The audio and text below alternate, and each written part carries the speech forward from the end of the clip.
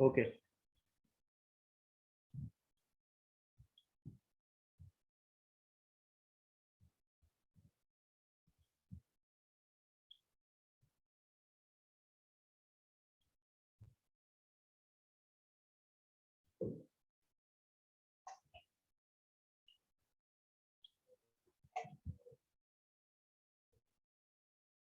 आवाज आ रही है मेरी सभी को?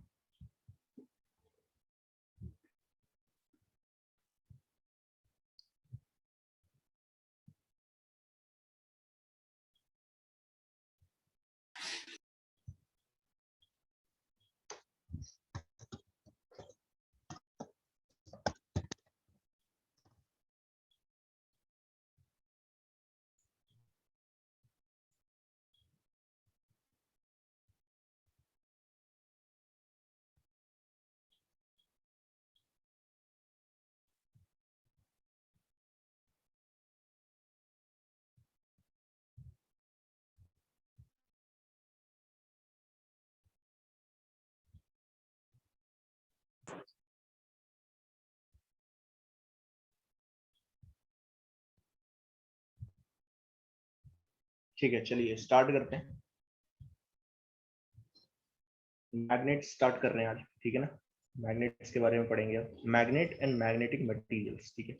उससे रिलेटेड प्रॉपर्टीज जो है पढ़ेंगे। ये भी काफी इम्पोर्टेंट है, ठीक है ना। बहुत लॉजिकल है, तो लॉजिक आपको समझना पड़ेगा क्योंकि इससे रिलेटेड काफी क्वेश्चंस आते हैं, ठीक है। क्वेश्चन ये आता है कि मैग्नेट्स क्या होती है, ठीक है। तो मैग्नेट्स क्या है actually? Those materials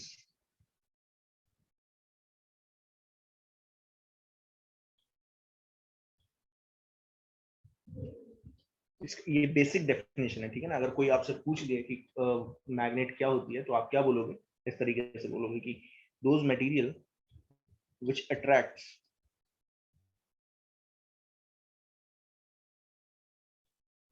iron, nickel and cobalt when placed near to it। मतलब मैग्नेट होती क्या है? तो मैग्नेट आप इस तरीके से बोलोगे कि अगर मान लीजिए एक ऐसा मटेरियल है, उस मटेरियल के आसपास मैंने, मान लो एक ऐसा मटेरियल आपको दे दिया जाए और उसके आसपास आपने क्या रखा? आयरन रख दिया, ठीक है। और अगर वो आयरन को अट्रैक्ट कर रहा है, इसका मतलब वो मैग्नेट है, ठीक है ना। हाँ, तो वही वो एक मैग्नेट ही है। मैग्नेट भी तो अलग अलग टाइप के होंगे। हाँ, वो इसी में करवाऊंगा ना, सोलोनाइट वाला जो है वो सब इसी में आ जाएगा, ठीक है ना। इसी में आ जाता है क्योंकि उसकी जरूरत यहाँ ज्यादा पड़ती है, ठीक है। यहाँ थोड़ी सी ज्यादा जरूरत पड़ेगी, तो इसलिए मैं यहीं पे करवाऊंगा। एम्पियर सर्किटल लॉ बोलते हैं उसे, तो वो यहाँ इसी केस में करवाऊंगा, यहीं पे मैग्नेट में करवाऊंगा, ठीक है।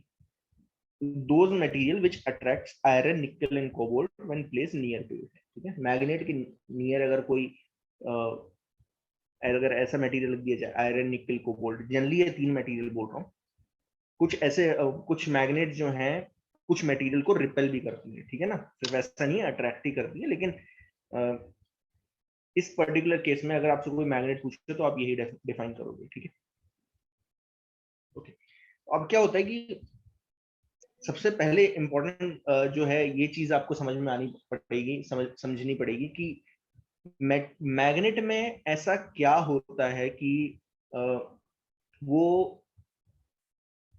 आयरन, निकल एंड कोबाल्ट को अट्रैक्ट करना स्टार्ट कर देते हैं। कुछ मटेरियल को अट्रैक्ट कर सकते हैं, कुछ रिपेल कर सकते हैं। तो मैग्नेट में ऐसा क्या है, ठीक है। तो सबसे पहले मैं यही टॉपिक स्टार्ट करता हूँ कि हम सबसे पहले ये देखेंगे कि मैग्नेट के अंदर क्या होता है ऐसा कि वो कुछ मटेरियल को अट्रैक्ट कर पाते हैं, ठीक है ना। तो इसका जो आंसर है वो वैसे तो हाइपोथेसिस है एक तरीके से, ठीक है ना, इसको बोलते हैं एम्पियर हाइपोथेसिस, ठीक है। हाँ, एम्पियर हाइपोथेसिस है।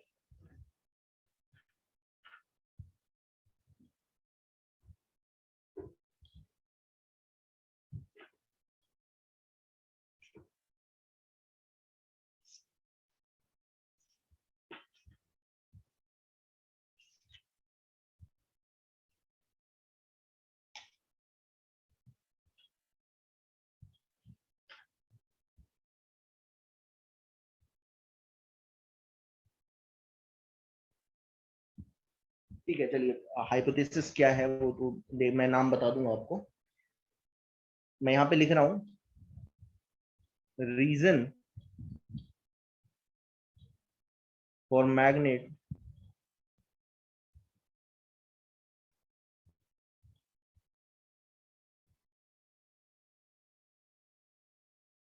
या बेटर ये रीजन फॉर मैग्नेटिज्म, ठीक है ना, बेटर क्या है, मैं ये लिखूंगा रीजन फॉर मैग्नेटिज्म, ठीक है। Why the magnet attract certain material, ठीक है। सबसे पहले मैं इससे स्टार्ट करता हूँ, ठीक है, और उसके बाद जो है मैं आपको डायरेक्टली ले जाऊंगा कि मैग्नेट की प्रॉपर्टीज क्या क्या है, ठीक है।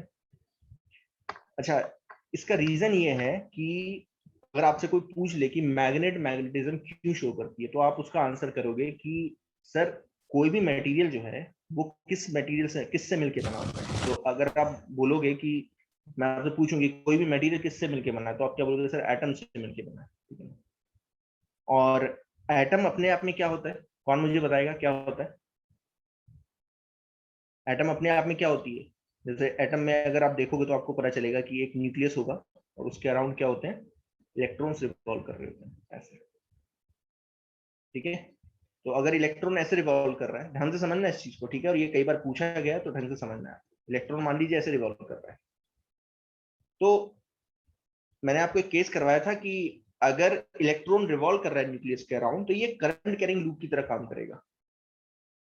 याद है सबको ये केस?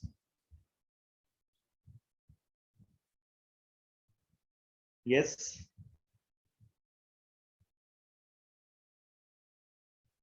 मेरे ख्याल से पता होगा डेफिनेटली, है ना। तो आंसर ये है कि एवरी मटेरियल, ध्यान से समझना इस चीज को, every material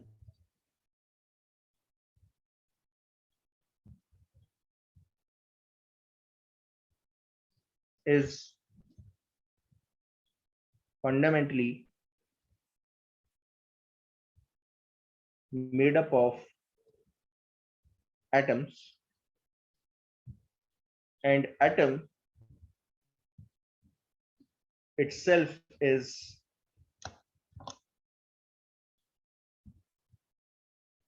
a current carrying loop.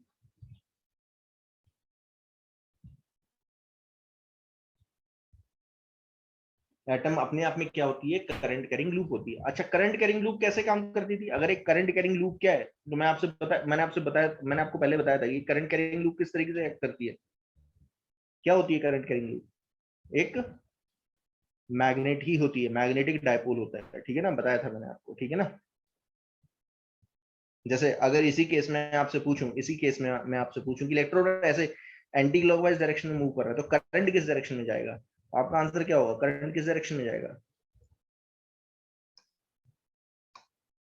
Current उल्टा होगा, ऑब्वियस सी बात है, इलेक्ट्रॉन की अपोजिट डायरेक्शन में होता है, इलेक्ट्रॉन के मोशन के अपोजिट डायरेक्शन में। तो अगर मैं करंट की बात करूं तो करंट ऐसे जाएगा, देखिए ये है current.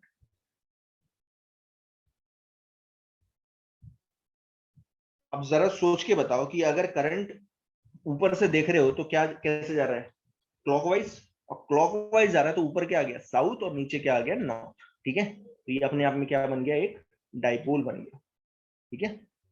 So atom itself is a current carrying loop, and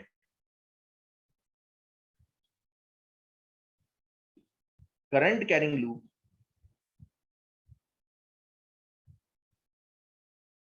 is a magnetic dipole, एक मैग्नेटिक डाइपोल होता है। आया समझ में कि नहीं आया? Yes sir. तो कोई भी आपसे पूछ ले कि अभी मैंने पूरा रीजन नहीं बताया, आप बोलोगे कि सर पूरा तो है नहीं एक्चुअल में रीजन, आपने तो सिर्फ ये बताया कि हर एक एटम एक मैग्नेट की तरह काम करता है, मतलब हर एक एटम के साथ आप एक मैग्नेटिक डायपोल मूवमेंट एसोसिएट कर सकते हो। ध्यान देना, क्योंकि हर एक एटम एक मैग्नेट की तरह काम कर रहा है और मैग्नेट के साथ हमेशा क्या होता है, एक डायपोल मूवमेंट एसोसिएट करता है। ध्यान देना, बात समझ में आई कि नहीं? तो कोई भी आपसे पूछ ले कि what is the reason for magnetism, झट से बता देना कि सर मेनली जो रीजन ये है, मेनली रीजन ये है कि हर एक मटेरियल एटम से मिलकर बना है और एटम जो है करंट कैरिंग लूप है और करंट कैरिंग लूप एक मैग्नेटिक डायपोल होता है। तो अब आप बोलोगे, आपके दिमाग में एकदम आएगा कि सर ये बता दो कि अगर हर एक एटम रिस्पॉन्सिबल है मैग्नेटिज्म के लिए, तो क्यों ऐसा होता है कि कुछ मटेरियल मैग्नेटिज्म शो करते हैं और कुछ नहीं कर पाते? तो इस हिसाब से तो देखा जाए तो पता चलेगा कि सारी चीजें जो है इलेक्ट्रो से मिली है, एटम से मिलकर बनी है, तो हर कोई किसी को मैग्नेटिज्म शो करना चाहिए। तो ऐसा क्यों होता है कि मैग्नेटिज्म शो करती है, मेरी बॉडी मैग्नेटिज्म शो नहीं करती? या आपने वुड रखा हुआ है तो वुड नहीं शो कर पाती है, तो ऐसा ऐसा क्यों है? ठीक है, तो अभी मैं उसका रीजन बताऊंगा। ठीक है, लेकिन ये थोड़ा सा वियर्ड रीजन होगा। मेनली जो मैं इसके रीजंस बताऊंगा वो बताऊंगा मैग्नेटिक मटेरियल से। तो मैं डायमैग्नेटिक, फेरोमैग्नेटिक और पैरामैग्नेटिक मटेरियल बताऊंगा। ठीक, अच्छा, अब सबसे पहला चीज ये समझो कि अगर आपके दिमाग में आ गया, ये चीज आ गई कि एक एटम जो है मैग्नेट की तरह, मैग्नेटिक डायपोल की तरह काम कर रहा है, तो सर ये भी बता दो कि इसका डायपोल मूवमेंट कितना है। ठीक है ना? तो ध्यान से समझना इस चीज को, मैं क्या बोलने की कोशिश कर रहा हूं। The magnetic dipole movement,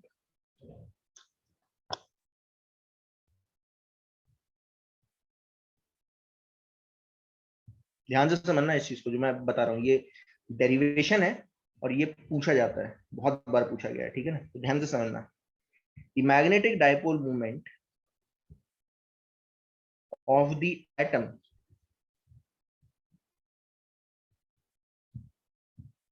is calculated by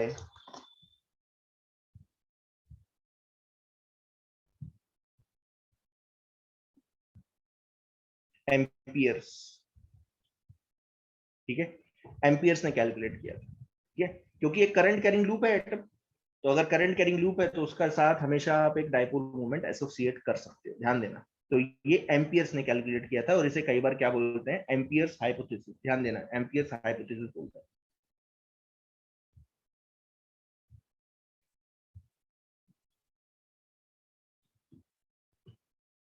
क्योंकि रीजन जो है ना, अगर आपसे कोई पूछेगा तो ये रीजन सबसे पहले किसने दिया था, तो वो एम्पियर्स ने दिया था। तो फिर एम्पियर से पूछा गया था कि अगर हर एक एटम करंट कैरिंग लूप की तरह काम करता है तो ये भी बताओ, ये भी तो निकाल के दिखाओ कि करंट कैरिंग लूप के साथ आप हमेशा एक डायपोल मूवमेंट एसोसिएट कर पाओगे, क्योंकि करंट कैरिंग लूप एक मैग्नेटिक डायपोल है और मैग्नेटिक डायपोल के साथ हमेशा आप एक डायपोल मूवमेंट एसोसिएट कर सकते हो। तो उससे पूछा था कि ये बताओ कि what is the magnetic dipole movement of the atom, निकाल के दिखाओ। तो उसने उस समय हाइपोथेसिस दी थी, और अब ये हाइपोथेसिस नहीं है एक्चुअल में, ये हाइपोथेसिस नहीं है एक्चुअल में, जो है अब निकल चुका है, लेकिन इसे अभी भी हाइपोथेसिस ही क्यों करते हैं मैं आपको बताता हूँ, उसका रीजन है वो बताऊंगा।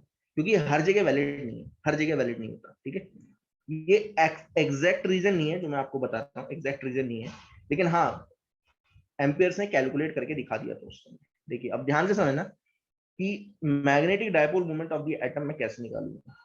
इससे ये प्रूफ हो जाएगा कि अगर मैंने ये निकाल दिया, मैग्नेटिक डायपोल मूवमेंट निकाल दिया, आपको निकाल के दिखा दिया, तो इससे ये प्रूफ हो जाएगा कि हर एक मटेरियल मैग्नेटिज्म शो, कोई भी जो मैग्नेटिक मटेरियल है वो शो मैग्नेटिज्म इसलिए कर रहा है क्योंकि एटम जो है वो जिस एटम से मिलकर बना है वो एक करंट कैरिंग लूप की तरह काम कर रहा है। ठीक है, तो कैसे निकालेंगे, ध्यान देना।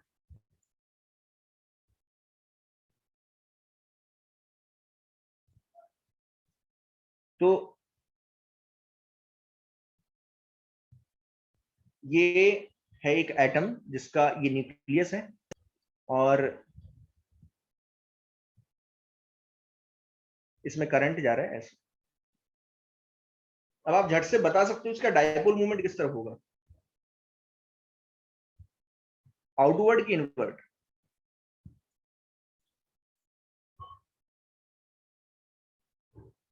आउटवर्ड है ना, आउटवर्ड। आउटवर्ड हो जाएगा, ठीक है। और इलेक्ट्रॉन किस तरफ मोशन कर रहा होगा? क्लॉकवाइज। हाँ बहुत बढ़िया, क्लॉकवाइज, ठीक है। तो अगर मैं आपसे बोलूं कि that v is the speed of electron and r is the radius of orbit, कौन मुझे बताएगा करंट कितना आएगा? ये ना मैंने बताया था आपको, फॉर्मूला याद है किसी को? ये याद है किसी को? करंट होता है E into F, where F is the frequency.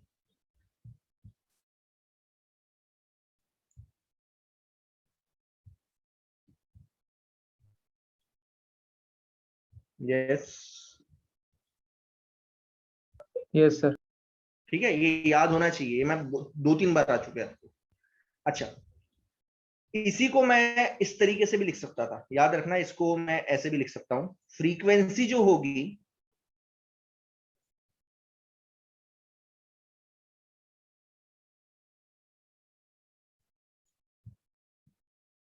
Time period जो होगा, टाइम पीरियड होगा 2πr/v, समझ में आए? तो फ्रीक्वेंसी आ जाएगी आपकी v/2πr। तो अगर मैं यहां पे डाल दूं, ये फ्रीक्वेंसी डाल दूं, तो करंट जो है वो किस टर्म्स में पता चल जाता है, रेडियस ऑफ ऑर्बिट और स्पीड की टर्म्स में मुझे पता चल जाता है बेसिकली, ठीक है। तो ये करंट है, ठीक है ना, बैटरी है, इस तरीके से आप याद कर लो, बैटरी है। समझ में आएगी नहीं ये चीज, समझ में आ गई सभी को?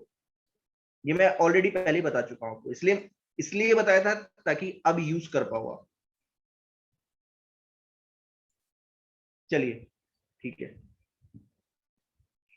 मैग्नेटिक डायपोल मूवमेंट अब निकाल रहा हूं, ध्यान देना, एम्पियर्स निकाल रहा है आप ऐसे सोचो। Magnetic dipole movement of current carrying loop, किसी को याद है?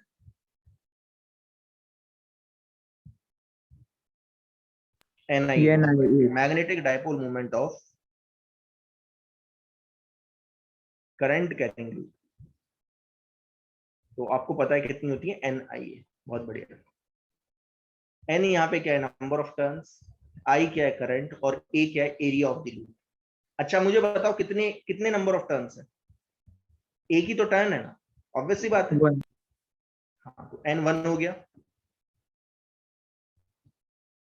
I कितना है, I है EV/2πr, अभी निकाला हमने। और area, area of the loop बताएगा कोई, क्या होगा यहाँ पे? कैसा लूप है बन रहा है, सर्कुलर लूप है, सर्कुलर। तो क्या हो जाएगा, πr², बहुत बढ़िया, πr², πr²। तो पाई पाई कैंसल आउट हो गया, आर आर कैंसल आउट हो गया, तो हमारा आंसर आ गया EVR/2, ठीक है। क्लियर हुआ?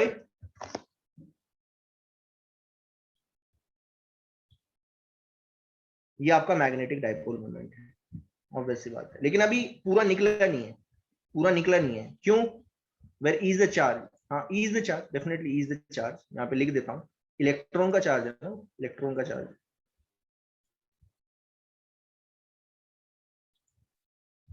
यहाँ लिख देता हूँ बैटरी, वेयर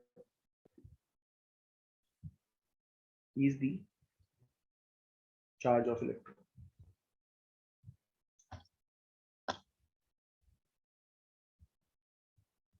देखो कितना सिंपल तरीके से निकाल दिया, लेकिन अभी निकला नहीं है, ये पूरा निकला नहीं। क्यों नहीं निकला? आपने बोला, आप ये बोलोगे सर आपने तो फॉर्मूला बताया, आप तो कैलकुलेट करके बताओ हमें, आप तो कैलकुलेट करके बताओ। आपको ई की वैल्यू पता है? यस पता है, 1.6 10⁻⁹ क्या आपको वी और आर पता है? ये तो बड़ी दिक्कत हो जाएगी, वी और आर को, वी तो बड़ी दिक्कत हो जाएगी ना, वी और आर कैसे पता करोगे, वी और आर आपको कैसे पता होगा कि एटम कौन से रेडियस, ऑर्बिट के रेडियस में मूव कर रहा है और कितनी स्पीड से मूव कर रहा है, ये तो कैलकुलेट करना ही बहुत मुश्किल है। पॉसिबल था, उस समय पॉसिबल नहीं था जब जो है ना ये थ्योरी निकाली गई थी। लेकिन उसने क्या किया, ये जो एम्पियर्स था इसने यूज किया, ये बहुत पहले की बात हो रही, चल रही है लगभग 100 साल पहले की बात चल रही है, ध्यान देना। उस समय ये जो एटम है और एटम से रिलेटेड जो रिसर्च थी ये काफी चल रही थी, ठीक है। तो उस समय एक साइंटिस्ट था जिसका नाम था de Broglie. According to de Broglie, not de Broglie, Bohr's, Bohr's, not de Broglie, Bohr's. देखिए आपको मॉडर्न फिजिक्स में थोड़ा बहुत तो आपको पता होगा मॉडर्न फिजिक्स कैसे पढ़ाई जाती है। पहले बताते हैं, जे थॉमसन ने एक मॉडल बनाया था, याद है आपको? जे थॉमसन ने एक मॉडल बनाया था, बोला था वाटरमेलन स्ट्रक्चर बोलते थे उसे। Yes sir. तो फिर रदरफोर्ड ने एक एक्सपेरिमेंट किया, जो गोल्ड फॉइल एक्सपेरिमेंट था, उससे उसने बताया कि गोल्ड फॉइल एक्सपेरिमेंट से तो उसने बताया कुछ ऑब्जर्वेशंस ली थी उसने। ऑब्जर्वेशन के बाद उसने कुछ कंक्लूजन्स निकाले, उसने बताया कि ये जो पॉजिटिव और नेगेटिव चार्ज है एक जगह पे नहीं होती। पॉजिटिव चार्ज जो है सेंटर पे होता है और इलेक्ट्रॉन नेगेटिव उसके अराउंड जो है रोटेट कर रहे होते हैं। ये बोहर्स मॉडल्स था, रदरफोर्ड। लेकिन रदरफोर्ड में कुछ कमियां थी, रदरफोर्ड मॉडल में कुछ कमियां थी, तो बोहर्स ने उसे एलिमिनेट किया था। और बोहर्स जो मॉडल है वो भी पूरी जगह हर एक एटम के लिए एप्लीकेबल नहीं है। बोहर्स एटम मेनली किसके लिए एप्लीकेबल है? हाइड्रोजन एटम के लिए ज्यादा एप्लीकेबल है, लेकिन बाकियों के लिए नहीं चलता है। हीलियम हो गया और बाकी जितने भी आयरन, जितने भी मटेरियल, उनके लिए बोहर्स मॉडल उतना ज्यादा एप्लीकेबल नहीं है। लेकिन हाँ, हाइड्रोजन के लिए, हाइड्रोजन को वो बहुत अच्छी तरीके से प्रोडिक्ट कर पाता है, ठीक है ना। तो इसलिए क्या है ना, ये एक हाइपोथेसिस ही है, क्योंकि ये जो मैं यहाँ पे अब यूज करूंगा इस वी आर को फाइंड आउट करने के लिए, जो वी आर फाइंड आउट करने के लिए मैं बोहर्स मॉडल का मॉडल को यूज करूंगा। उस समय बोहर्स की जो है नई नई थ्योरी आई थी और बोहर्स ने क्या कहा कि अकॉर्डिंग टू बोहर्स मॉडल, उसने बोला था only those orbits are possible, ध्यान देना, only those orbits are possible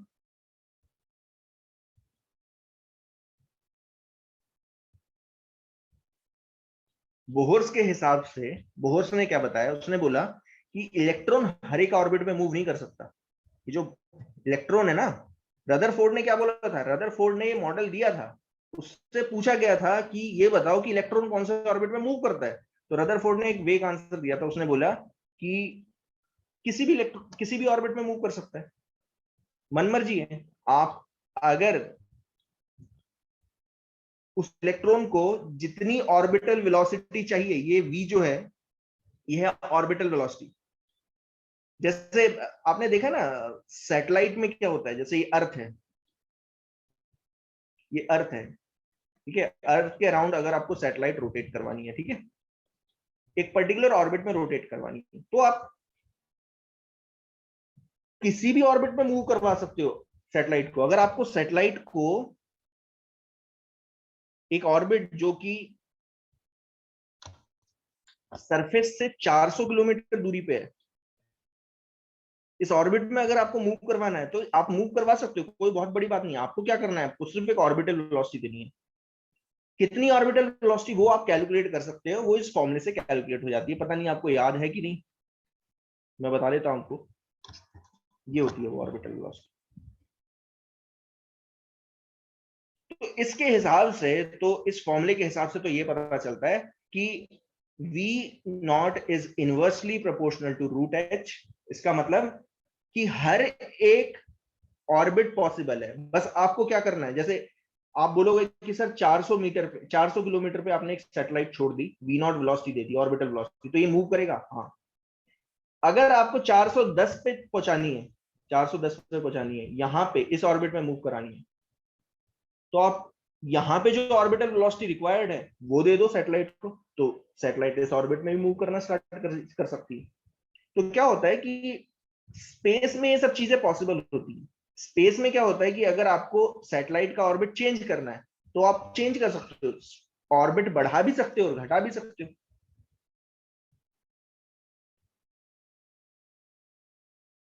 हाँ, हमारा ही कॉपी किया था, रदरफोर्ड ने कॉपी किया। तो स्पेस में पॉसिबल है। ये मॉडल जो है ना, ये जो मॉडल बोहर्स ने बताया था, ये बिल्कुल एप्लीकेबल है कहां पे, स्पेस में, ठीक है ना, जब आप हेवनली बॉडीज की बात कर रहे हो, ठीक है ना। लेकिन क्वांटम लेवल पे एप्लीकेबल नहीं होता। क्वांटम लेवल के साथ पे एक प्रॉब्लम है, क्वांटम लेवल पे हर एक ऑर्बिट पॉसिबल होता नहीं। According to Bohr's only those orbits are possible, ध्यान से समझना इस चीज को, इन विच, किसी को याद है बोहर्स मॉडल क्या था, इन विच कौन से ऑर्बिट्स पॉसिबल है, in which the angular momentum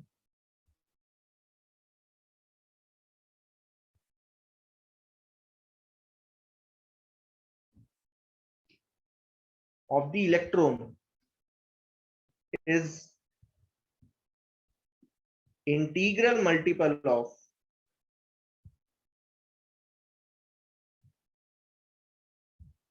h/2 pi। कुछ समझ में आया मैंने क्या बोला? ये पढ़ा है कभी? पढ़ा होगा, डेफिनेटली पढ़ा होगा, ये केमिस्ट्री में भी आया हुआ है।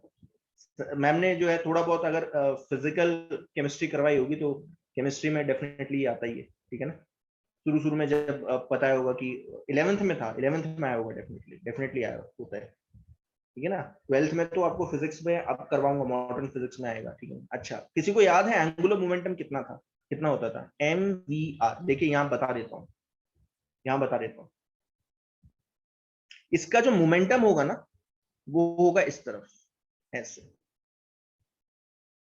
ये है मोमेंटम। मोमेंटम क्या होता है? Mass into velocity. और मोमेंटम को जब, ध्यान देना, मोमेंटम को जब आप, ये जो, ये है एक्सिस ऑफ रोटेशन, ध्यान देना, बिल्कुल न्यूक्लियस पे, न्यूक्लियस पे अगर आप ऐसे ड्रॉ कर दोगे ऊपर की तरफ तो एक्सिस बन जाएगी, ठीक है ना। तो एक्सिस ऑफ रोटेशन से मोमेंटम कितनी दूरी पे है? आर दूरी पे है ना।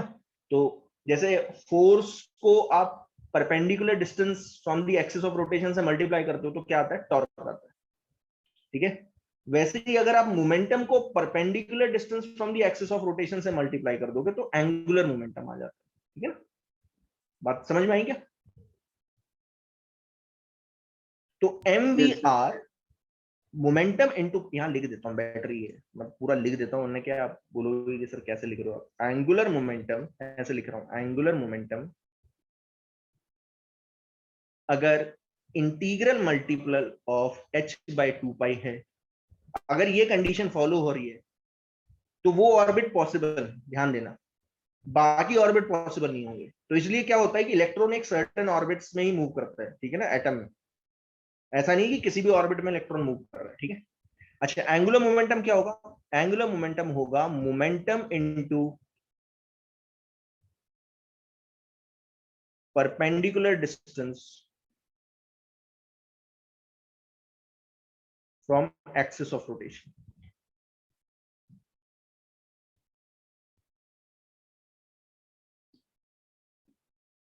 यहां भी बताऊंगा एन एच क्या है, आपको थोड़ा बहुत याद भी होगा। मोमेंटम हो गया एम वी, परपेंडिकुलर डिस्टेंस हो गया आर।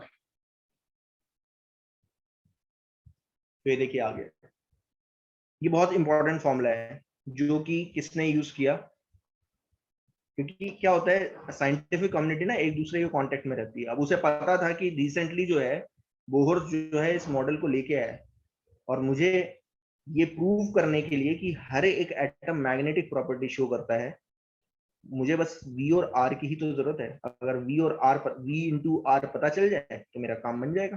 तो देखो पता भी चल गया। यहां से कौन मुझे बताएगा कि VR किसके इक्वल है? ये फर्स्ट और ये सेकेंड। अच्छा, यहाँ पे मैं आप बता देता हूँ, V पता है, V आपको पता ही है क्या है, speed of the particle. R क्या है? रेडियस ऑफ ऑर्बिट हो गया। N यहाँ पे क्या है? N यहाँ पे होता है प्रिंसिपल क्वांटम नंबर। समझ में आए क्या बोल रहा हूँ? Yes, sir. Principal quantum number का मतलब क्या है? जैसे अगर आपको n इक्वल टू 1 डालोगे तो ये आप ऐसे सोचो, ये आपको फर्स्ट ऑर्बिट दे देगा। 2 डालोगे, 2 डालोगे तो सेकंड ऑर्बिट के बारे में इंफॉर्मेशन दे देगा। ये ऑर्बिट्स के बारे में इंफॉर्मेशन देता है। प्रिंसिपल क्वांटम नंबर ऑर्बिट्स के बारे में इंफॉर्मेशन देता है, ठीक है ना। तो principal quantum number will give you the information of orbit. H यहाँ पे क्या है, प्लैंक्स कांस्टेंट। क्या होता है प्लैंक्स कांस्टेंट, कितना होता है 6.6 इंटू 10⁻⁻34। समझ में आया ये? हाँ, हाँ sir. Joule second, joule second, ठीक है, यूनिट बता दे रहा हूं। तो H पता चल गया, N पता चल गया, M यहाँ पे क्या है, mass of electron. Mass of electron पता ही रहता है आपको, सबको पता ही होगा। तो अगर मैं यहां से VR उठा के इसमें डाल दूं तो मेरा काम बन जाएगा, ठीक है। तो फ्रॉम 1 and 2,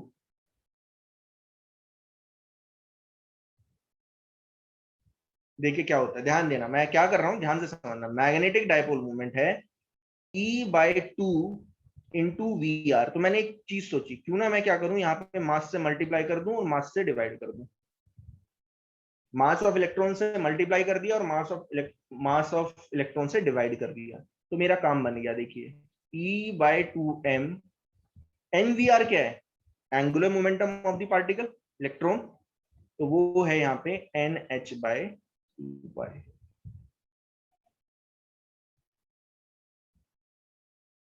कुछ समझ में आया क्या? Yes sir. तो मैग्नेटिक डायपोल मूवमेंट होता है, ध्यान देना, NEH/4m,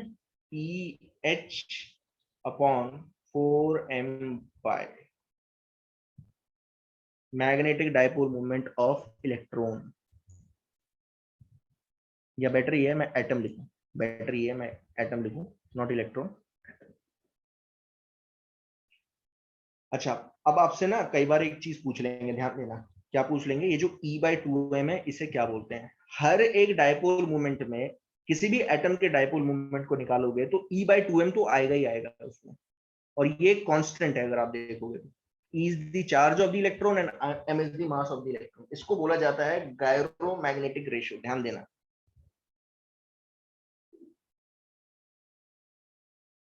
एक या दो नंबर के सवाल में पूछ लिया जाता है कि ये बताओ गायरोमैग्नेटिक रेशियो है क्या, तो आप ध्यान से समझना, E/2m इसको बोला जाता है गायरोमैग्नेटिक रेशियो। बात समझ में आ गई?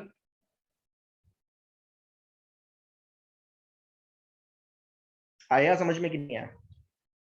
Yes sir. तो अब मुझे बताओ कि क्या इस फॉर्मूले से, जो कि इतना है, ध्यान देना,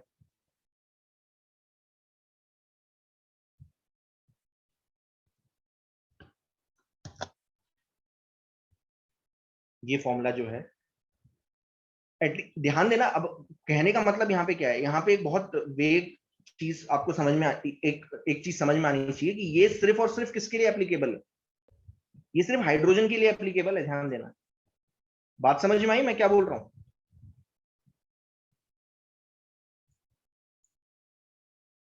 अदरवाइज तो बहुत मुश्किल हो जाएगा इसमें निकालने के लिए। क्यों? क्योंकि अगर मान लीजिए मैं आपसे बोलूं कि आयरन का निकाल के दिखाओ, तो आयरन में कितने एटम होंगे, लगभग कितने इलेक्ट्रॉन होंगे, 64 के करीब। कितना होता है आयरन का, क्या बोलते हैं, कितने होते हैं इलेक्ट्रॉन, 28 होते हैं ना लगभग। आयरन में कितने इलेक्ट्रॉन होते हैं? चलो सोडियम में बताओ, सोडियम में बता दो, उतना बड़ा नहीं है, सोडियम में बताओ। 11 हो गए। तो अगर सोडियम में 11 है, 11 इलेक्ट्रॉन्स हैं, तो हर एक 11 जो इलेक्ट्रॉन मूव कर रहे होंगे, दो तो सेम ऑर्बिट में मूव करेंगे, 8 अलग ऑर्बिट में मूव कर रहे होंगे, और उसमें भी सब ऑर्बिट्स होते हैं। हर कोई एक जगह पे थोड़ा मूव करता है, ऑर्बिट में भी क्या होते हैं, सब ऑर्बिट्स होते हैं। बात समझ में आ रही है मैं क्या बोल रहा हूं? Yes sir. तो अगर आपको पूरे सोडियम एटम का डायपोल मूवमेंट निकालना है तो आपको क्या करना पड़ेगा, हर एक इलेक्ट्रॉन का निकालना पड़ेगा, हर एक इलेक्ट्रॉन के मोशन की वजह से कितना डायपोल मूवमेंट आ रहा है, उन सब का वेक्टर सम करना पड़ेगा। तो ये बहुत डिफिकल्ट हो जाता है निकालना। लेकिन कुछ केसेस में निकाल सकते हो, जैसे हाइड्रोजन है तो हाइड्रोजन के लिए आप निकाल सकते हो, कोई बहुत बड़ी बात नहीं होगी। अब हाइड्रोजन के लिए मैं आपको निकाल के दिखा देता हूं, ठीक है ना। और मेनली क्या होता है, हाइड्रोजन के लिए ही पूछा जाता है, ठीक है ना, मेनली आपको हाइड्रोजन के लिए ही पूछा जाएगा। ध्यान से समझना। फॉर हाइड्रोजन एटम,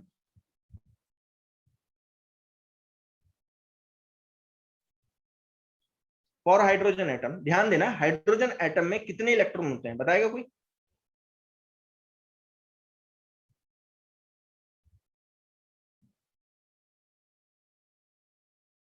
यस,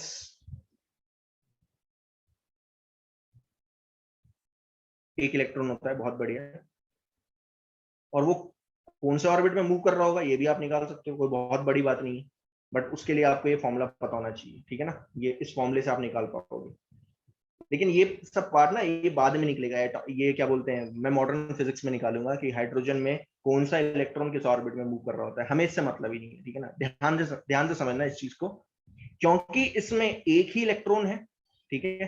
तो अगर आप N1 डाल दो इसमें, तो आपको पहला इलेक्ट्रॉन है जो R रेडियस में मूव कर रहा है, उसकी वजह से इस पूरे एटम का, क्योंकि एक ही इलेक्ट्रॉन है, तो एक इलेक्ट्रॉन की वजह से डायपोल मूवमेंट आएगा, मैग्नेटिक डायपोल मूवमेंट आएगा। तो अगर मैं आपसे बोलूं कि हाइड्रोजन का बताओ, तो क्या होगा? N1 डाल दो, N1 डालोगे तो क्या आएगा? EH/4πr। बात समझ में आई कि नहीं आई? Yes, sir. इस हाइड्रोजन एटम का जो डायपोल मूवमेंट है उसे क्या बोलते हैं, ध्यान देना, इसे बोलते हैं बोहर्स मैग्नेटॉन।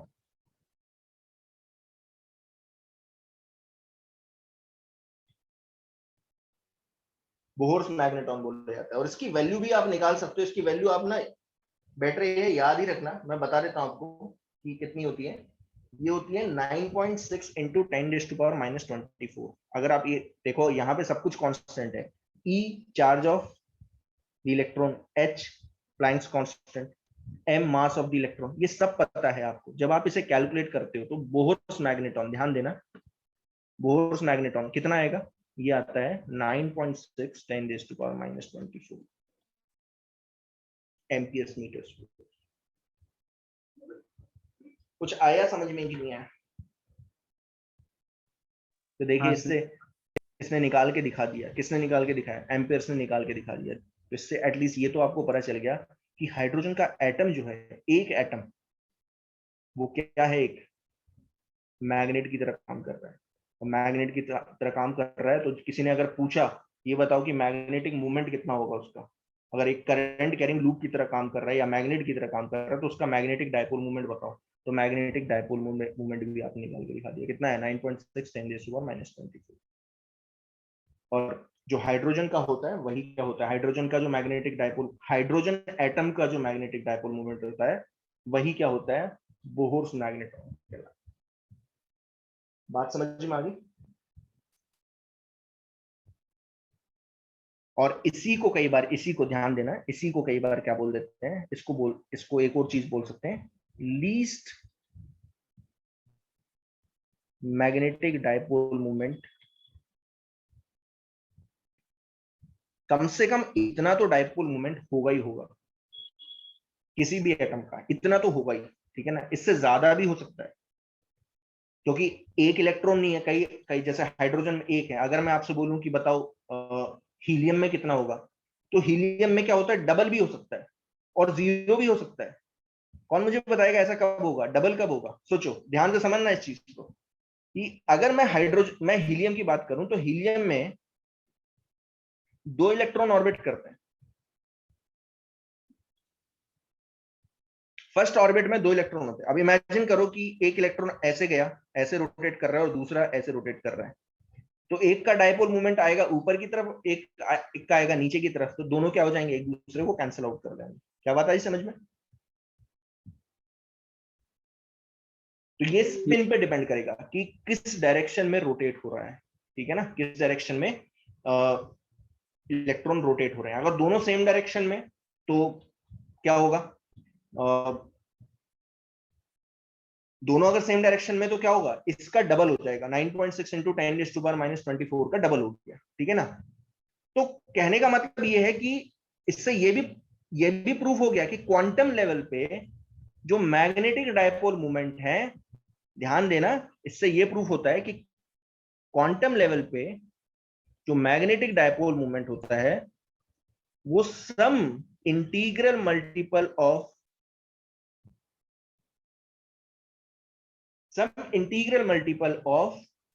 EH/2πm है। कौन मुझे बताएगा ये कैसा लग रहा है, ये कैसा लॉ लग रहा है आपको? ये क्वांटाइजेशन जैसा नहीं लग रहा? क्वांटाइजेशन प्रिंसिपल क्या था कि किसी भी Q is equal to N. हाँ, Q is equal to any, किसी भी क्या बोलते हैं मटेरियल के अंदर जो चार्ज होगा वो integral multiple of some fundamental charge होगा। तो क्वांटम लेवल पे सब कुछ कैसा होता है? डिस्क्रिटाइज होता है, क्वांटाइज होता है, ध्यान देना, कंटिन्यूस नहीं होता, क्वांटाइज होगा। क्वांटम लेवल पे हर चीज क्वांटाइज होता है। 4 पाई है वहां पे, सॉरी देखा नहीं मैंने, 4 पाई है। तो इससे ये भी प्रूव, अगर कोई पूछ ले आपसे कि प्रूव दैट, ऐसे भी पूछ सकते हैं, प्रूव दैट, इसको ना, इस सवाल को ऐसे भी पूछ सकते हैं, तो आपको याद रखना है, prove that at quantum level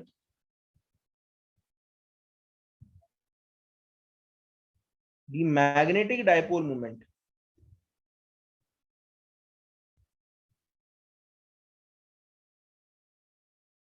is integral multiple of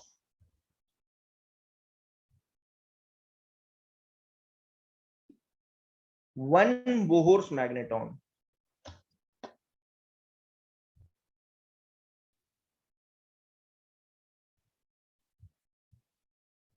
ठीक है, इसका तीसरा नाम है वन बोहर्स मैग्नेटॉन। 3 नाम दे दिए मैंने। बोहर्स मैग्नेटॉन, वैसे बोहर्स नहीं, वन बोहर्स मैग्नेटॉन ही होता है वैसे। बोहर्स मैग्नेटॉन समझ लो, इसे लीस्ट मैग्नेटिक डायपोल मोमेंट लिख लो, या वन बोहर्स मैग्नेटॉन लिख लो, ठीक है ना, तीनों नाम सेम है। और इसको पूछा ऐसे जा सकता है कि prove that at quantum level the magnetic dipole moment is integral multiple of some fundamental magneton या some fundamental magnetic dipole moment. उस फंडामेंटल मैग्नेटिक डायपोल मोमेंट को ही क्या बोला जाता है? One Bohr's magneton. तो हर एक एटम का जो डायपोल मोमेंट होता है वो some integral multiple of fundamental dipole moment होता है, और ये फंडामेंटल जो डायपोल मोमेंट है वो है 9.6 10⁻⁻24। तो इससे प्रूफ क्या हुआ? इससे ये प्रूफ हो जाता है कि हर एक एटम एक मैग्नेटिक डायपोल मोमेंट की तरह एक्ट करता है। समझ में आया कि नहीं आया? Yes, sir. ठीक है, तो यही आंसर है। अगर आपसे कोई पूछ ले कि रीजन फॉर मैग्नेटिज्म है, तो रीजन फॉर मैग्नेटिज्म आप यही बताओगे। ठीक है ना, बात समझ में आई कि नहीं? चलिए, अब फिर वही क्वेश्चन आता है कि आप बोलोगे कि सर कुछ मटेरियल फिर मैग्नेटिज्म शो करते हैं, कुछ मटेरियल मैग्नेटिज्म शो नहीं करते, ऐसा क्यों होता है? इसका आंसर मैं आपको बाद में कहूंगा, लेकिन आप बाद में बताऊंगा, लेकिन अभी के लिए आप बस ये सोच लो कि हर एक एटम जो है वो मैग्नेट की तरह काम करता है। बस आप ये सोच लो, ठीक है ना, हर एक एटम मैग्नेट की तरह काम करता है। चलिए next, properties of magnet. Magnet की प्रॉपर्टीज जो है यहाँ पे डिस्कस करनी है। ठीक है, तो सबसे पहली प्रॉपर्टी आपको पता ही है, द मैग्नेट हैज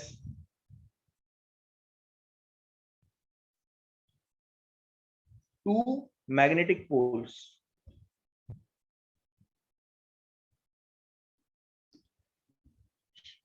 ठीक है, जनरली 2 पोल्स होते हैं, ठीक है ना, साउथ एंड नॉर्थ, इन्हें नाम दिया जाता है साउथ एंड नॉर्थ पोल। ठीक है ना, साउथ एंड नॉर्थ पोल।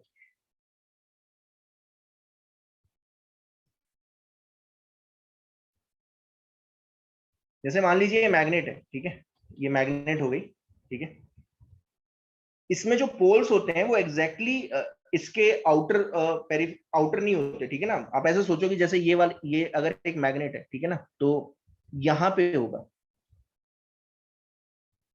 यहाँ पे होगा, ठीक है ना, एक जगह पे कंसंट्रेटेड नहीं होते ये जो पोल्स है ना, ये एक जगह पे कंसंट्रेटेड नहीं होता। ऐसा मत समझना कि सर ये यहाँ पे जो है ये साउथ पोल हो गया और ये नॉर्थ पोल हो गया। एक जगह पे कंसंट्रेटेड नहीं होते, ये फैले हुए होते हैं। ठीक है ना, हाँ, मतलब आप ऐसे सोचो कि अगर इसे आप दो पार्ट में डिवाइड कर दोगे, वैसे डिवाइड करने पे दो पोल्स फिर से आ जाते हैं, लेकिन आप ऐसे सोचो कि अगर आप मैं एक बीच में जो है ना एक्सिस ड्रॉ कर दूं, तो साउथ पोल का ये रीजन हो गया और नॉर्थ पोल का ये रीजन हो गया, लेकिन ये फैला हुआ है, कहने का मतलब, ठीक है। अच्छा, ये भी साउथ और नॉर्थ पोल जो होते हैं, ध्यान देना, ये भी हाइपोथेटिकल ही होते हैं, ठीक है, ये एक्चुअल में एग्जिस्ट नहीं करते, ध्यान देना। इसको एक्सप्लेन करवाने के लिए कि मैग्नेट जो है मैग्नेटिज्म क्यों शो करता है, उसको एक्सप्लेन करने के लिए हमने दो पोल्स लिए। जैसे ये बिल्कुल वैसा ही कॉन्सेप्ट है कि जैसे मैग्नेटिक फील्ड तो एग्जिस्ट करती है, लेकिन मैग्नेटिक फील्ड को समझने के लिए हम क्या करते हैं, मैग्नेटिक लाइंस ऑफ फोर्स, हाँ ये सब मैं अभी बताऊंगा कि क्या होता है, ये अभी मैं बताने वाला हूँ, ठीक है। तो ये बिल्कुल वैसा ही कॉन्सेप्ट है कि जैसे मैग्नेटिक फील्ड तो एग्जिस्ट करती है, लेकिन मैग्नेटिक फील्ड लाइंस एग्जिस्ट नहीं करती। तो मैग्नेटिक फील्ड लाइंस क्यों यूज की जाती हैं, इसलिए यूज की जाती हैं ताकि हम मैग्नेटिक फील्ड को समझ सकें।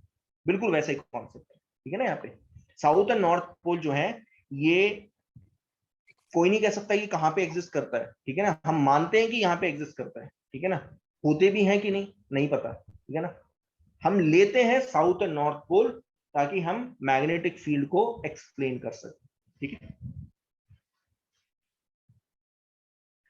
अच्छा, अब साउथ एंड नॉर्थ पोल तो ये बिल्कुल वैसा ही है, ये क्योंकि मैग्नेटिक डायपोल हो गए एक तरीके से, ये इलेक्ट्रिक डायपोल जैसे ही लग रहे हैं हमें।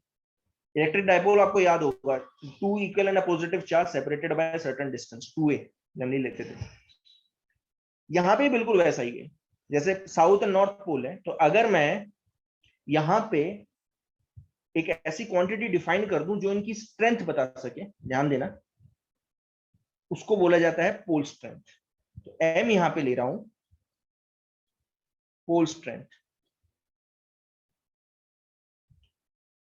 जैसे चार्ज है, अब चार्ज कितना है, ठीक है ना, चार्ज कितना है, पॉजिटिव है कि नेगेटिव है, तो ऑब्वियस सी बात है आपको कुछ लेना तो पड़ेगा ना, कुछ वैल्यू तो लेनी पड़ेगी। वैसे ही यहाँ पे क्या होता है कि दो पोल्स लिए, साउथ और नॉर्थ पोल, तो कितना नॉर्थ पोल है उसकी स्ट्रेंथ क्या है, उसके लिए आपको एक अलग क्वांटिटी लेनी पड़ेगी। तो नॉर्थ का पोल स्ट्रेंथ m ले लेता हूं, तो साउथ का क्या हो जाएगा, क्योंकि बिल्कुल अपोजिट नेचर है तो क्या हो जाएगा, माइनस है, ठीक है ना, ठीक है। Where m is the pole strength, तो अगर नॉर्थ की m है तो साउथ की क्या हो जाती है, माइनस है। तो ये बिल्कुल वैसा ही है जैसे आप इलेक्ट्रिक डायपोल मूवमेंट आपने पढ़ा है, ठीक है ना, बस q की जगह यहाँ पे m आ गया, ठीक है। पोल स्ट्रेंथ, इसकी यूनिट क्या होती है बता देता हूं, क्या होती है, एम्पियर्स मीटर, ये आपको याद रखनी है, ये वैसे मैं प्रूव करके दिखा दूंगा, ठीक है, एम्पियर्स मीटर।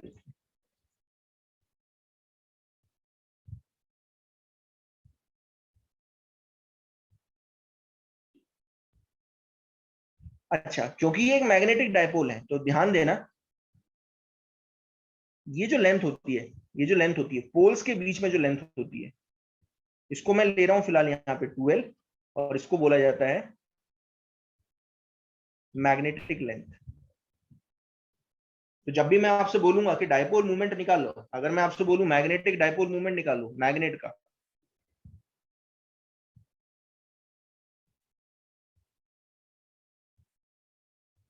तो क्या होगा आंसर बताओ, क्या होगा, मैग्नेटिक डायपोल मूवमेंट, क्योंकि ये इलेक्ट्रिक डायपोल मूवमेंट जैसा ही है ना, इलेक्ट्रिक डायपोल जैसा ही है ना। अगर आप देखोगे इलेक्ट्रिक डायपोल क्या था, two equal and opposite charge separated by certain distance, तो यहाँ पे अगर आप देखोगे तो क्या है, ये मैग्नेट क्या है, two pole separated by certain distance which is equal to 2l।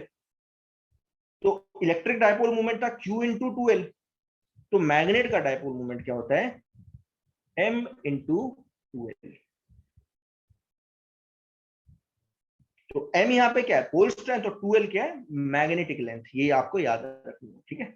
बाकी सब कुछ सेम है यहाँ पे, और कुछ है ही नहीं, कुछ नया चीज नहीं है। एटलीस्ट ये मान के चलो 40% तो पार्ट जो है आपको पहले से ही आता है, पहले से ही आता है, क्योंकि मैं सब कुछ करा के आ चुका हूँ, ठीक है। अब आप बोलोगे कि सर ये बताओ कि इसकी डायरेक्शन किस तरफ होगी, मैग्नेटिक डायपोल मूवमेंट की डायरेक्शन, ध्यान देना, ध्यान से समझना मैं क्या बोलने की कोशिश कर रहा हूँ। ये मैग्नेट है, ठीक है ना, मैंने करंट कैरिंग लूप का जो मैग्नेटिक डायपोल मोमेंट बताया था वो था NI है, वो करंट कैरिंग लूप का है, ये मैग्नेट का है, ठीक है ना, ध्यान देना। बात समझ में आ रही है मैं क्या बोल रहा हूं? Yes sir. तो अब मैं अगर आपसे बोलूं कि इसके डायरेक्शन बताओ, magnetic dipole moment of magnet की डायरेक्शन बताओ, तो ये बिल्कुल वैसा ही है कि जैसे आप ये सोचो -m, अगर आप इसे एनालॉग करो, इसे अगर कंपेयर करो किससे, इलेक्ट्रिक डायपोल मूवमेंट से, तो ये एक तरीके से क्या होगा, नेगेटिव चार्ज की तरह एक्ट कर रहा है, आप ऐसे सोचो। और ये क्या है, एक पॉजिटिव चार्ज की तरह एक्ट करेगा। कंपेयर कर रहा हूं, चार्ज नहीं है, कंपेयर कर रहा हूं, ठीक है ना। अब याद करो इलेक्ट्रिक डायपोल मूवमेंट किस तरफ हुआ करता था, किस डायरेक्शन में हुआ करता था, -q से +q। और यहाँ पे माइनस चार्ज जो है वो किसको एनालॉग है, किसका एनालॉग है, किस जैसा दिख रहा है, साउथ पोल जैसा दिख रहा है। और यहाँ पे पॉजिटिव चार्ज नॉर्थ पोल जैसा दिख रहा है। तो magnetic dipole moment of magnet किस तरफ होगा, from south pole to north pole. So direction of magnetic dipole moment, अरे वही है, कुछ नया नहीं है, ठीक है ना। Direction of magnetic dipole moment is from south to north directly, और कुछ नहीं। क्या बात आ गई समझ में कि नहीं आई? Yes sir. तो m×2l याद रखना, m×2l।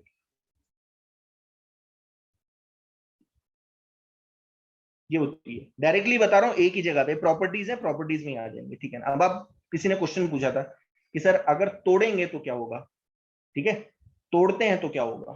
तो हमें पता है व्हेन वी ब्रेक, ये दूसरी प्रॉपर्टी है, when we break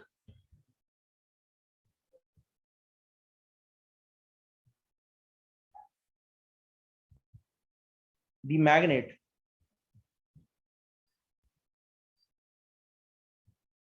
into different parts,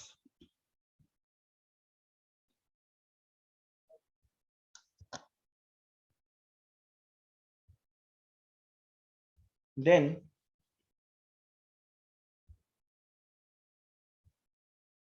हाँ एक तरीके से हाइपोथेटिकल ही होता है, ठीक है ना, ये कोई बताता नहीं है वैसे, लेकिन हाइपोथेटिकल ही है, हाइपोथेटिकल ही होता है। आप कैसे बताओगे कि south and north pole, hypothetical ही होता है वो, ठीक है ना। सिर्फ पोल्स हम इसलिए लेते हैं ताकि हम चीजों को एक्सप्लेन कर सकें। वैसे हर चीज इसीलिए ली जाती है ताकि जो एग्जिस्टिंग फिनोमेना है उनको एक्सप्लेन किया जा सके, ठीक है ना। So when we break the magnet into different parts, then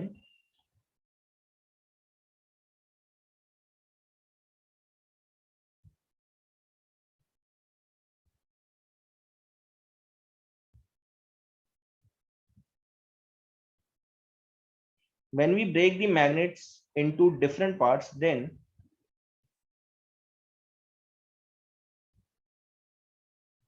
different parts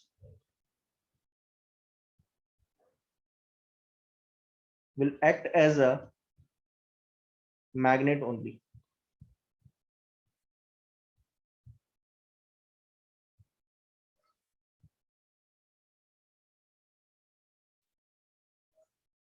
मान लीजिए मैग्नेट है, दो मैग्नेट ले रहा हूं, ठीक है, इसको कट करके दिखाऊंगा।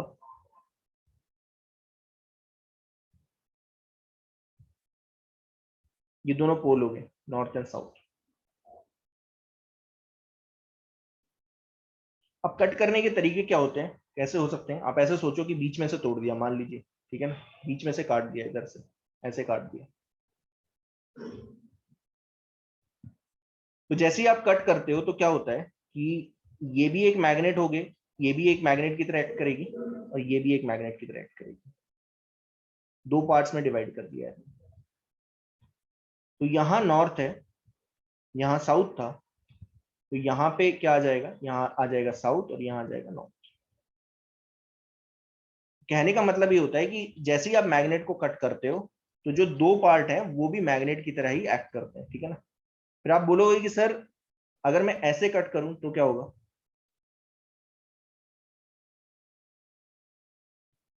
ऐसे कट करूं तो क्या होगा? तो फिर ये दो पार्ट बनेंगे ऐसे, ये पार्ट हो गया, तो वैसे ये नीचे वाला पार्ट हो जाएगा।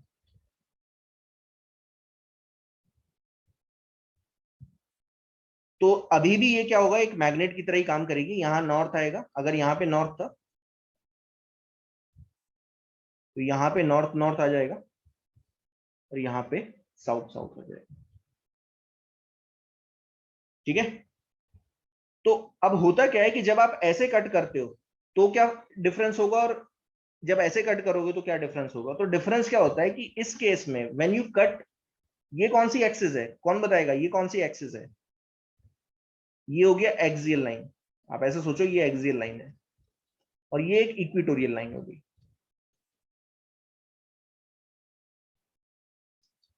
तो ध्यान से समझना है, when we cut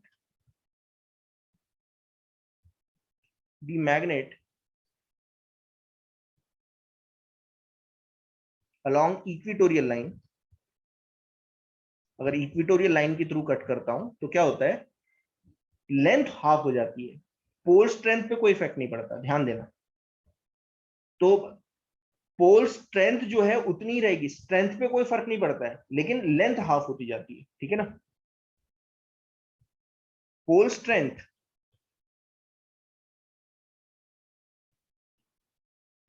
will remain same, strength पे कोई इफेक्ट नहीं पड़ रहा, पोल की स्ट्रेंथ उतनी ही है। ठीक है ना? बट क्या हो जाती है, लेंथ हाफ हो गई है।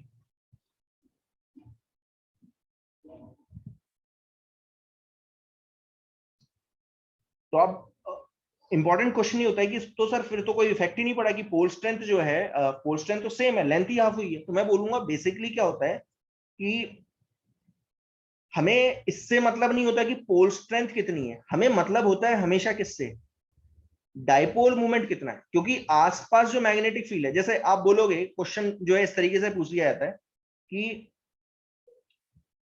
ये मैग्नेट है मान लीजिए, ठीक है, ये नॉर्थ पोल हो गया, साउथ पोल, ये आसपास क्या क्रिएट करेगी, मैग्नेटिक फील्ड प्रोड्यूस करेगी। तो ऑब्वियस सी बात है, जब आप एक बड़ी मैग्नेट लेते हो और उसे छोटे छोटे पार्ट्स में कट करते जाओगे, मान लीजिए एक बड़ी मैग्नेट ली और आपने यहाँ पे मैग्नेटिक फील्ड कैलकुलेट की, तो वो आ गई बी। आपने कट की इसे हाफ पार्ट में और हाफ पार्ट यहाँ पे उठा के रख दिया, हाफ पार्ट यहाँ पे उठा के रख दिया। अब अगर आप उतनी दूरी पे मैग्नेटिक फील्ड कैलकुलेट करोगे तो ऐसा हो सकता है कि जो नई मैग्नेटिक फील्ड आए वो बी से कम आए, जो पहले मैग्नेटिक फील्ड आ रही थी उसी पॉइंट पे अब मैग्नेटिक फील्ड उससे कम आएगी। डेफिनेटली ऐसा होता है। ठीक है ना? क्योंकि जो बड़ी मैग्नेट होती है वो आसपास बहुत स्ट्रॉन्ग मैग्नेटिक फील्ड क्रिएट करती है, लेकिन उस बड़ी मैग्नेट का एक छोटा सा पार्ट अगर वहीं पे रख दिया जाए तो वो कम magnetic field, weak magnetic field produce करेगी। फिर आपके दिमाग में क्वेश्चन आएगा कि सर जब आप ऐसे कट करते हो, आपने ऐसे कट किया, ठीक है, इक्वेटोरियल लाइन के अलोंग कट किया है, तो पोल स्ट्रेंथ पे तो इफेक्ट ही नहीं पड़ा, लेंथ ही तो हाफ हो गई, पोल स्ट्रेंथ पे तो कोई इफेक्ट नहीं पड़ा, तो मैग्नेटिक फील्ड कैसे कम हो गई? पोल स्ट्रेंथ तो उतनी है। तो मैं आपसे वही बोल रहा हूं, मैं यही बोलने की कोशिश कर रहा हूं कि पोल स्ट्रेंथ से हमें ज्यादा लेना नहीं देना नहीं होता, हमें किससे ज्यादा लेना देना होता है, मैग्नेटिक डायपोल मूवमेंट से। क्या मैग्नेटिक डायपोल मूवमेंट कम हो रहा है? अरे भाई, डायपोल का जो, इलेक्ट्रिक डायपोल का जो मैंने मैग्नेटिक फील्ड बताई थी, अगर इलेक्ट्रिक डायपोल की बात करूं, याद करो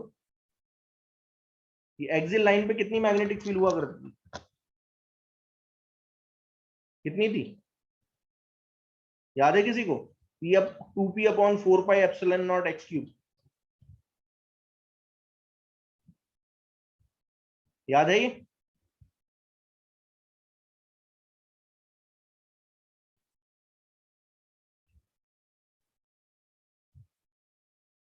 तो अब जरा मुझे बताओ कि इससे क्या पता चलता है? इससे पता चलता है कि जो डाइपोल मूवमेंट, जो इलेक्ट्रिक डाइपोल है, वो अपने आसपास जो इलेक्ट्रिक फील्ड प्रोड्यूस करता है वो बेसिकली किस पे डिपेंड करता है, डाइपोल मूवमेंट पे डिपेंड करता है, इलेक्ट्रिक डाइपोल मूवमेंट पे डिपेंड करता है। तो इलेक्ट्रिक डाइपोल मूवमेंट अगर आपने हाफ कर दिया तो मैग्नेटिक फील्ड आसपास क्या हो जाएगी, कम हो जाएगी, हाफ हो जाएगी, इस पॉइंट पे हाफ हो जाएगी, ऑब्वियस सी बात है। जहां पे जितनी है, अगर मान लीजिए 10 न्यूटन पर यूनिट कूलम है, आपने डाइपोल मूवमेंट को हाफ कर दिया तो वहीं पे क्या होगी, हाफ हो जाएगी। तो बेसिकली किस पे डिपेंड करता है, आसपास जो इलेक्ट्रिक फील्ड है, या आप ऐसे सोचो कि कौन सी मैग्नेट कितनी ज्यादा स्ट्रांग है, वो पता कर लगता है कि वो आसपास कितनी मैग्नेटिक फील्ड प्रोड्यूस कर रही है। और आसपास जो वो मैग्नेटिक फील्ड प्रोड्यूस करती है वो किस पे डिपेंड करेगी? मैग्नेटिक डायपोल मूवमेंट पे। और मैग्नेटिक डायपोल मूवमेंट जो होता है वो सिर्फ पोल स्ट्रेंथ पे डिपेंड नहीं करता, लेंथ पे भी डिपेंड करता है। बात समझ में आ गई क्या? ठीक है। इस केस में क्या होगा?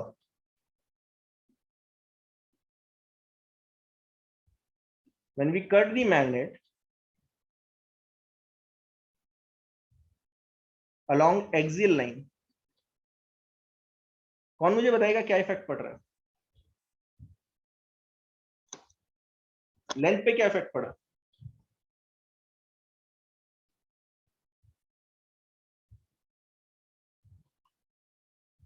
लेंथ तो सेम रही, तो क्या हुआ होगा? पोल स्ट्रेंथ हाफ हो गई होगी।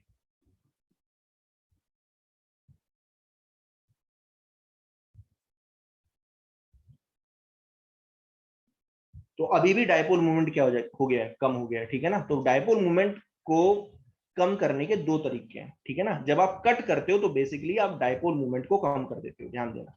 बात समझ में आई मैं क्या बोल रहा हूं? तो जब भी आप कट करते हो तो जो कट करने के बाद जो मैग्नेट बचती है वो अभी भी मैग्नेट की तरह काम कर रही है, ध्यान देना। उसमें भी पोल्स आ जाएंगे, ऑब्वियस सी बात है, जहां से कट करोगे वहीं पे साउथ एंड नॉर्थ पोल आ जाएंगे। लेकिन जब आप कट करते हो तो क्या कम हो जाता है? मैग्नेटिक डायपोल मूवमेंट कम हो जाता है।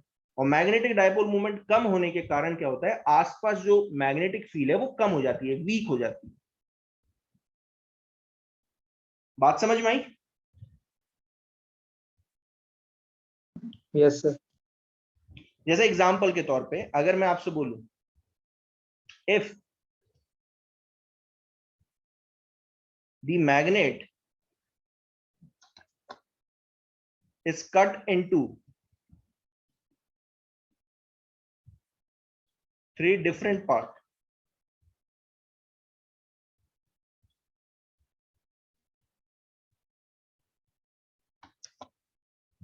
having ratio of length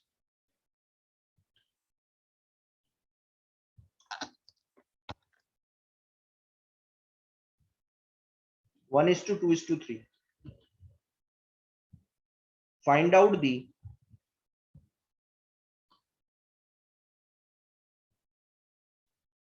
new dipole moment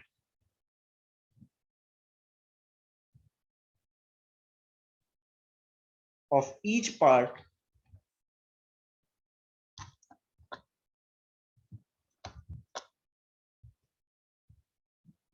if the dipole moment of original magnet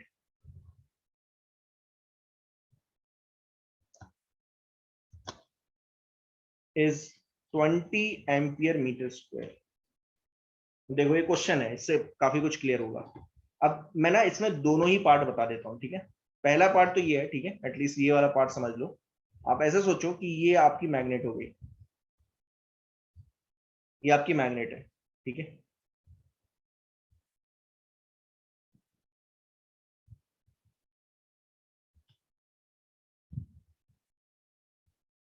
इसकी लेंथ है 2L और ये नॉर्थ एंड साउथ पोल है।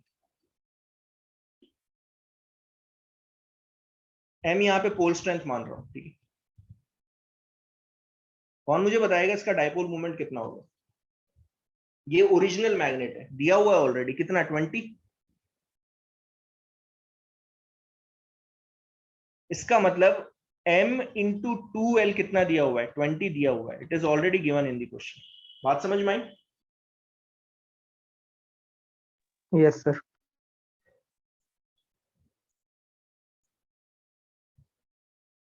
अब मैंने इसे कितने पार्ट में कट किया है? 1:2:3। और किस एक्सिस के अराउंड? और एक्सिस भी आप डिफाइन कर सकते हो। इसे किस एक्सिस के अराउंड कट किया होगा? अगर इसकी लेंथ 1:2:3 है तो इक्वेटोरियल लाइन के अराउंड कट किया है, ठीक है। तो अब 3 मैग्नेट बन चुकी हैं, आप ऐसे सोचो। कौन मुझे इन तीनों की लेंथ बता सकता है?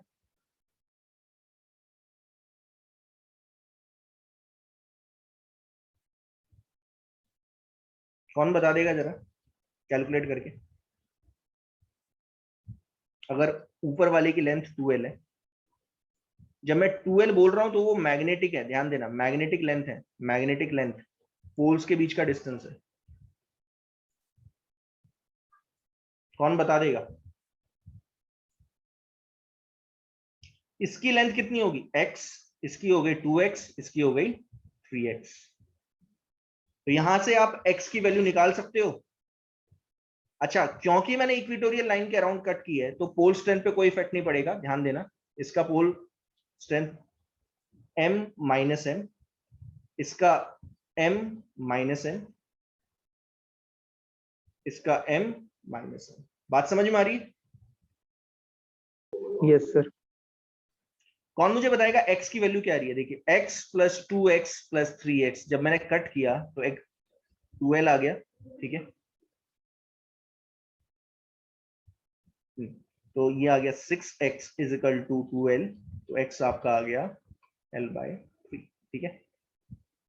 तो पहले वाले की लेंथ जो आई वो आई 1l/3, दूसरे की आई 2l/3 और तीसरे की आई l, ठीक है ना। तो ये लेंथ आपको निकल चुकी है, यहां पे लिख दे रहा हूं l/3, 2l/3 और ये हो जाएगा l।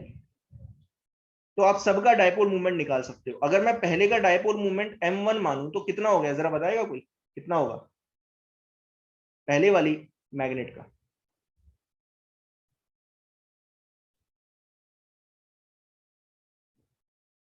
कितना होगा? m इंटू l/3, यानी ml/3। आया समझ में कि नहीं? Yes sir.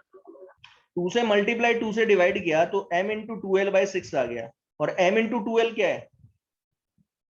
ओरिजिनल जो पहली वाली मैग्नेट थी उसका डायपोल मूवमेंट है। तो ध्यान देना 6 टाइम्स घट गया। जो पहले वाली का जो डायपोल मूवमेंट है वो ओरिजिनल के मुकाबले में कितना है? 1/6 टाइम्स उसका, यानी कि 20/3। ये पहली वाली का है, ठीक है ना। हाँ, m, ना ना ना ना ना, ये बहुत, अब देखो क्या है ना, m क्या है, ये स्मॉल है, और ये कैपिटल M क्या है, ये बड़ा M है, ठीक है ना। तो ध्यान दो, इसे नोटेशन जो है ना इसी तरीके से यूज की जाती है। अब ठीक है, अंतर समझो। m1 यहाँ पे क्या है? m1 is the magnetic dipole moment of this magnet, ठीक है। वैसे ही m2 जो सेकंड मैग्नेट है जिसकी लेंथ है 2l/3, उसका मैग्नेटिक डायपोल मोमेंट है m2। तो कितना आ गया? उसका कितना होगा? m into 2l/3। m is the pole strength, pole strength same है, ठीक है ना, पोल स्ट्रेंथ पे कोई इफेक्ट नहीं पड़ा है। तो m इंटू 2l/3 कितना आया? Capital M/3। जो पहले वाली ओरिजिनल मैग्नेट थी उसका कितना आया? 1/3 टाइम्स, दैट इज, सॉरी ये 6 है, देखा नहीं मैंने, 6 है, 20/3। तो देखिए इससे एक चीज पता चल रही है कि जब आप कट करते हो बड़ी वाली मैग्नेट को, एक बड़ी मैग्नेट ली आपने, उसे कट किया, छोटे छोटे पार्ट्स में कट किया, तो छोटे छोटे पार्ट्स जो हैं उनका मैग्नेटिक डायपोल मूवमेंट क्या है? कम होता जा रहा है। देखिए पहले का कितना हुआ? जब से छोटा, जो सबसे छोटे वाला पार्ट है उसका मैग्नेटिक डायपोल मूवमेंट कितना है? ओरिजिनल का 1/6। जो उससे बड़ा पार्ट है जिसकी लेंथ है 2x, उसका डायपोल मूवमेंट आया ओरिजिनल का 1/3। और तीसरे का कितना आएगा?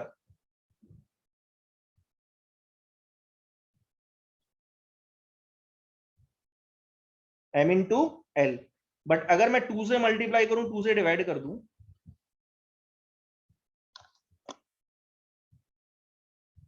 तो ये आ गया ओरिजिनल का हाफ। ओरिजिनल जो मैग्नेट थी जिसका डायपोल मूवमेंट m है उसका हाफ, यानी कि 20/2 10 आ गया समझ में कि नहीं आया? Yes sir. तो इससे ये पता चलता है कि जैसे ही आप कट करते हो तो हर एक कट करने के बाद जो मैग्नेट होती हैं, अगर इक्वेटोरियल के अराउंड कट करोगे तो जो कट करने के बाद मैग्नेट आ रही है छोटी छोटी, उनका डायपोल मूवमेंट ओरिजिनल से कम आता है, और कम आता है तो वो आसपास जो मैग्नेटिक फील्ड प्रोड्यूस करेंगी वो कैसी प्रोड्यूस करेंगी, वीक मैग्नेटिक फील्ड, कम हो जाती है, पहले के मुकाबले में कम मैग्नेटिक फील्ड प्रोड्यूस करेंगी। ये आपको आगे पता चलेगा, ठीक है ना, जब मैं क्या बोलते हैं मैग्नेट की वजह से आसपास मैग्नेटिक फील्ड निकालूंगा, ठीक है ना, ये चीज आपको ध्यान देनी है।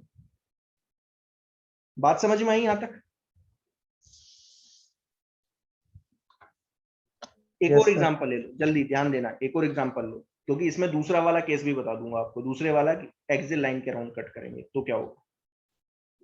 अब ध्यान देना, इसी में second part, if the same magnet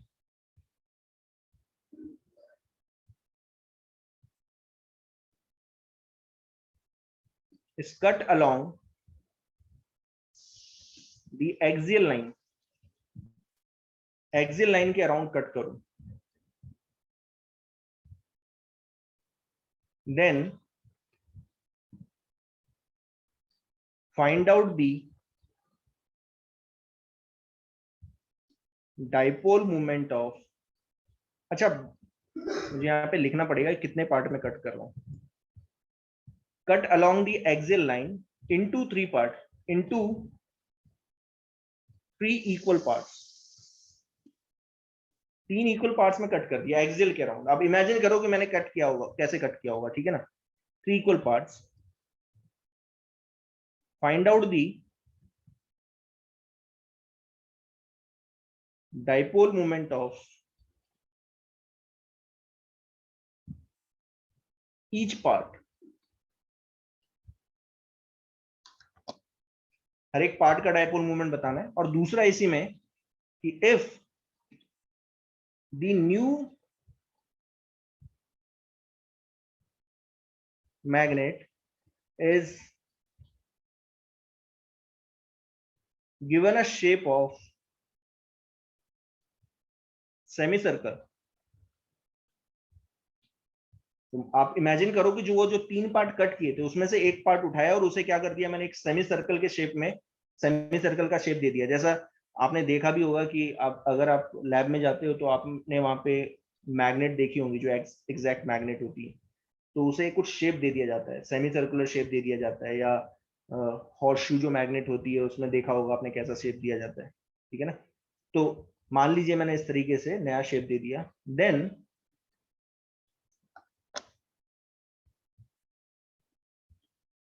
what will be its dipole moment,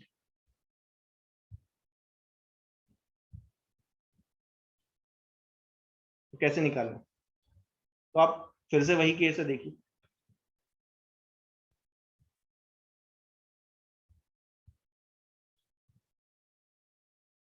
ये आपकी मैग्नेट है, ठीक है, थोड़ा सा बड़ा ले रहा हूँ, ठीक है ना, ढंग से समझना इस चीज को, ये नॉर्थ हो गया और ये हो गया साउथ पोल, ठीक है।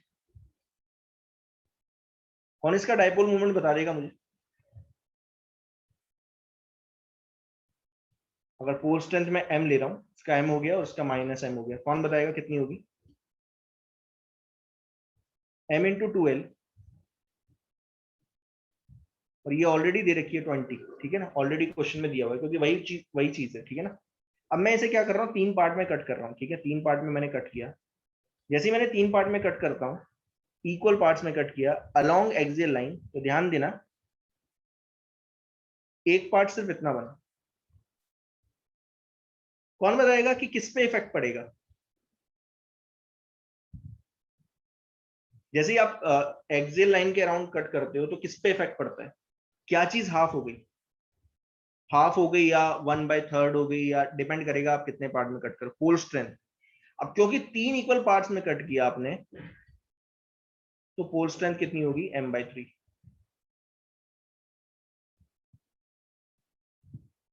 तो जो नया डायपोल मूवमेंट आएगा, न्यू डायपोल मूवमेंट आएगा हर एक पार्ट का, वो कितना आएगा बताएगा कोई, कितना होगा,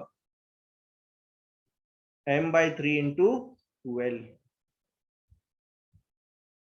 तो m/3 इंटू 12, और m इंटू 12 कितना है 20, 20/9 नहीं आ रहा है, 20/3 आ रहा है,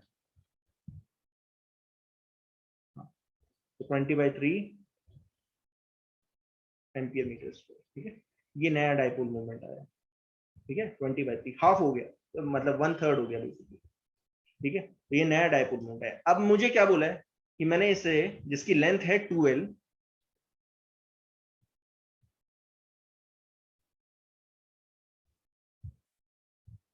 इसको मैंने एक सर्कुलर शेप दे दिया। आप ऐसा सोच लो, इसको एक सर्कुलर शेप में, इसको बेंड किया और सर्कुलर शेप में, सर्कुलर शेप दे दिया। आप इमेजिन करो ये कुछ ऐसा दे दिया,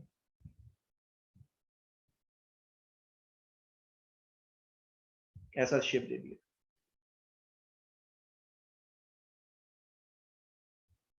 हाँ बस छोड़ रहा हूँ, चिंता मत करो, ये लास्ट ही पार्ट है, फिर छोड़ ही रहा हूँ। खत्म है, ज्यादा नहीं है, ठीक है, वही हो गया,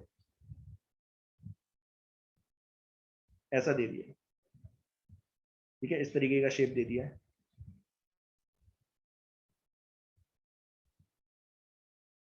ऐसे बना दिया, ऐसे सोचो। अब थोड़ा ध्यान देना, मैं क्या बोलने की कोशिश कर रहा हूँ। यहाँ पे आपका पोल आएगा साउथ पोल -m/3, और यहाँ पे आ जाएगा m/3। तो जो दोनों पोल्स के बीच में इफेक्टिव डिस्टेंस है वो कितनी आएगी, वो कितनी आ जाएगी, 2r, where r is the radius of this. तो जो नया डाइपोल मोमेंट आएगा, अगर मैं इसका डाइपोल मोमेंट मानूं m3, तो वो आएगा m/3 इंटू 2r। तो ध्यान देना, मैग्नेट में जब भी आप मैग्नेटिक डाइपोल मोमेंट निकालोगे तो दोनों पोल्स के बीच में इफेक्टिव डिस्टेंस ली जाती है। इफेक्टिव डिस्टेंस वो जो सबसे शॉर्ट हो, ध्यान देना, शॉर्ट लेंथ। तो इस केस में वो 2r है, ठीक है ना। और r आप l की टर्म्स में निकाल सकते हो। कैसे निकालोगे, निकाल सकते हो, जो 2l होगा वो कितना होगा, पाई r के इक्वल। तो यहां से r निकल जाता है, r कितना आ गया, 2l/पाई। उसको उठा के डाल दो, बस आपका आंसर आ गया, m/3 इंटू 2l/पाई। तो आपका आंसर आया 2π/3 m इंटू 2l, तो m/2l आपका 20 है, तो आंसर आ गया 40π/3। ये इस तरीके से निकाला जाता है जब भी कट करेंगे। और मैं ज्यादा डिफिकल्ट केस नहीं लेना चाहता, एटलीस्ट ये दो केस आपको आने चाहिए कि एक्सियल लाइन पे कट किया तो मैग्नेटिक डाइपोल मोमेंट कितना आएगा, ठीक है, और इक्वेटोरियल लाइन पे कट किया तो कितना मैग्नेटिक डाइपोल मोमेंट आएगा, आपको ये निकालना आना चाहिए, ठीक है। तो ये दूसरी प्रॉपर्टी है, दूसरी प्रॉपर्टी से रिलेटेड मैंने क्वेश्चन कराया है। बाकी प्रॉपर्टीज कल देखेंगे, कल मैग्नेटिक फील्ड भी देखेंगे, ठीक है। थैंक यू, आज के लिए बात।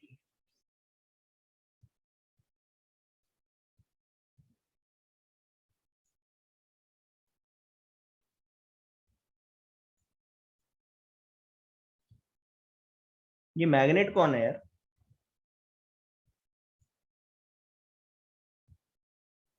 हाँ,